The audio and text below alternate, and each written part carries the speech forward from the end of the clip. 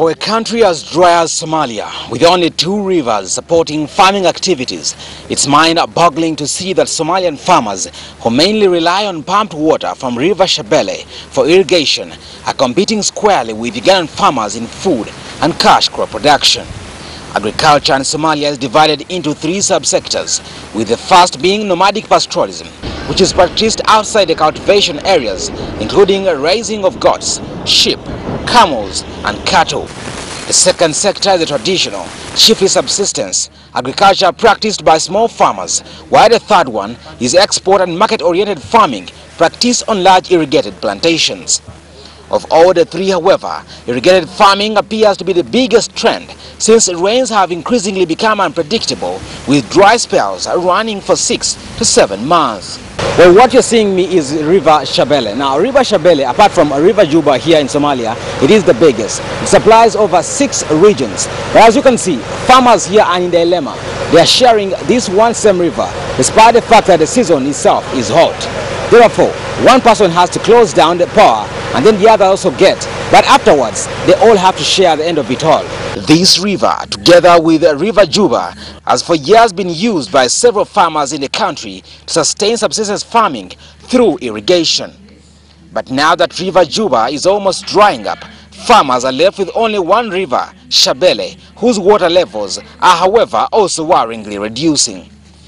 Water is coming from 2 kilometers, 4 kilometers.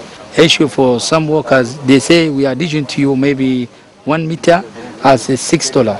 Because most farmers are hundreds of kilometers away from the river, some large-scale farmers use up to 600 liters of diesel per day to pump water to their gardens and then irrigate all their farms from morning to evening.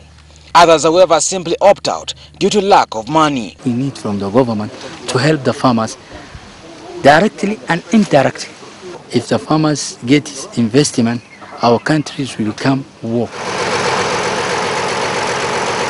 Each meter of pumped water costs $6 if you get it from a supplier. Some farms, however, like the one I visited in Lower Shabelle, have their own generators that pump the water.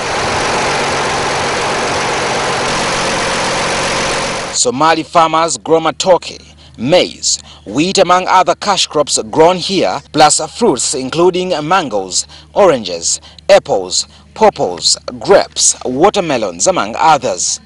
These are, however, not exported due to the instability that has engulfed the country for years.